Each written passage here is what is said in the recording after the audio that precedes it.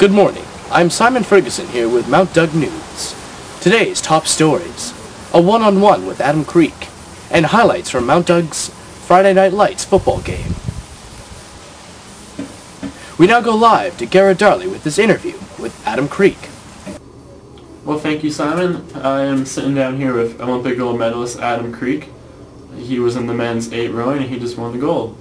So, Adam, tell me, how was the weather over there? Was it a big factor in winning the gold? And no, the weather wasn't a factor at all. It was pretty good. It would rain on a regular basis. They were firing up stuff called silver nitrate into the sky, which was encouraging the moist air to rain and precipitate. And generally, after a rain, when the rain comes through the air, it ends up taking on a lot of the pollution particles with it and clearing out the air. If you notice, like whenever you walk outside after a rainfall, it's got this kind of clean air feeling. So it was like that pretty much the whole time I was in Beijing. So I personally didn't have any problem. was it a big difference from Elk Lake, the training there? Not that big of a difference, actually. We were more concerned as a team about heat, and we did some heat training and went and did a heat camp in Japan before Beijing. And that was the biggest concern, but in the end it was kind of rainy and overcast on our final, so it was just like Elk Lake. What was your feelings when you crossed the finish line and you just realized you won the gold medal?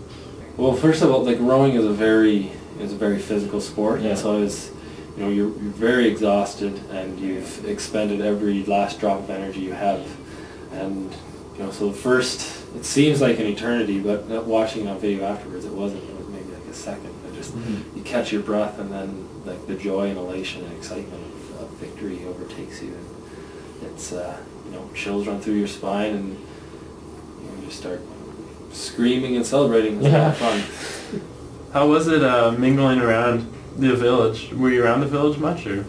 I didn't stay in the village actually, because okay. the rowing course is 45 minutes away from Beijing, so we ended up staying in I guess what I call it was a 5-star prison.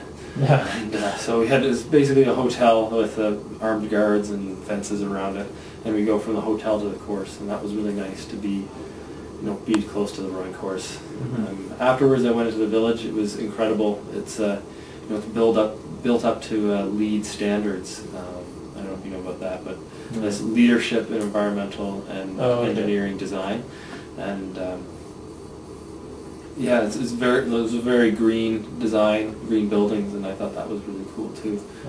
What was your thoughts when you heard about Simon Whitfield and the inspiration you gave him? I didn't know about it until one of my friends, who's actually a reporter, his name's Randy Starkman at the Toronto Star. He gave me a call up and he's like, "Adam, have you heard about this whole Simon Whitfield thing?" And I was like, "No," because I had the flu, and I had been like after the race, the adrenaline's high, and a lot of people get sick after the race, and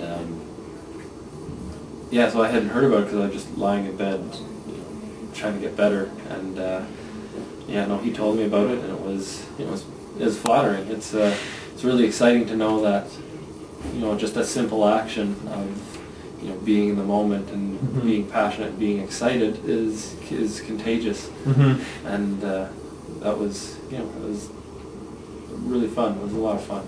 Yeah. Are there any plans for the future, rowing, or?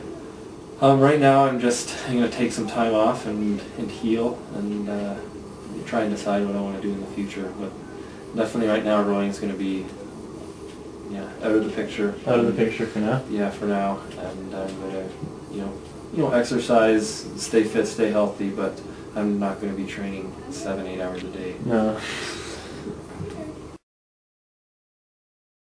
All right, well, thanks for your time. Yeah, thank you. Good luck in the future. Thank you. Thanks, Garrett. That was a fantastic interview. We now go to highlights from Mount Doug football's Friday Night Lights.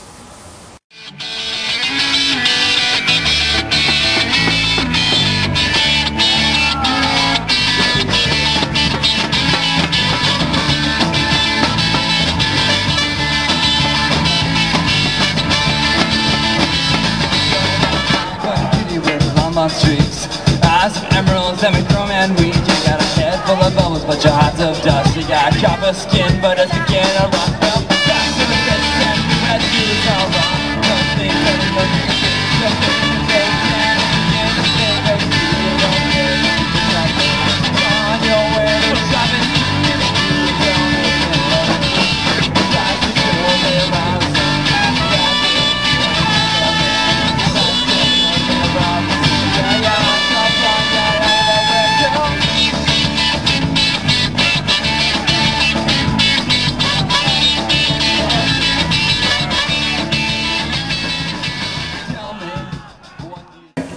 What a game indeed. What a game indeed. JP, you're a fantastic quarterback and a great friend. We now go to Simon Ferguson in the field reporting on the weather of September. Simon? Thank you, Simon. Yes, I'm standing here today in Beckwith Park on what has been a relatively beautiful day. As you can see by my hair, it is rather windy, but as you can see by my shorts, it's still rather warm. Yes, it is another beautiful day in what has been a pretty much beautiful September, other than those few days of rain we had last week, which, well, wasn't too bad. Everyone probably wanted a little bit of rain, but now we're back to sun and a little bit of wind. Everyone can see that fall is on its way. Hi, I'm Simon Ferguson, and do you want to be on TV?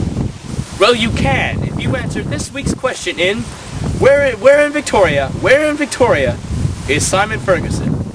Yes, you can send your answers to our broadcasting email, which should be popping up on the screen right below me. Yes, ladies and gentlemen, so this week, where am I? Where in Victoria am I? Simon Ferguson. Yes, Simon, it is a fantastic day, and I look forward to participating in that contest. Ladies and gentlemen, thank you for your attention. We'll see you next month.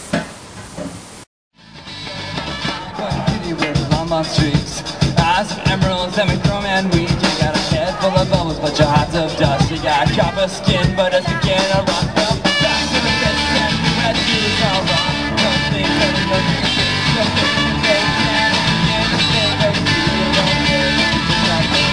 On your way to shopping. What do you do? Do you work at McDonald's or maybe the Q? Any fast food joint, yeah, the bras same. You don't need a night.